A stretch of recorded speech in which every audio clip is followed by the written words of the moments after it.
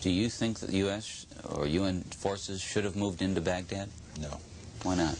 Because if we'd gone to Baghdad, we would have been all alone. There wouldn't have been anybody else with us. It would have been a U.S. occupation of Iraq. None of the Arab forces that were willing to fight with us in Kuwait were willing to invade Iraq. Once you got to Iraq and took it over and took down Saddam Hussein's government, then what are you going to put in its place? That's a very volatile part of the world, and if you take down the central government in Iraq, you can easily end up seeing pieces of Iraq fly off. Part of it the Syrians would like to have to the west. Part of eastern Iraq the Iranians would like to claim, fought over for 8 years. In the north you've got the Kurds, and if the Kurds spin loose and join with the Kurds in Turkey, then you threaten the territorial integrity of Turkey.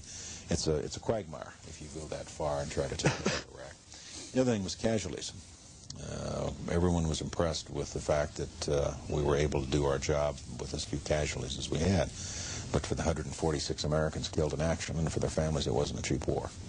And the question for the president, in terms of whether or not we went on to Baghdad and took additional casualties in an effort to get Saddam Hussein, was how many additional dead Americans is Saddam worth?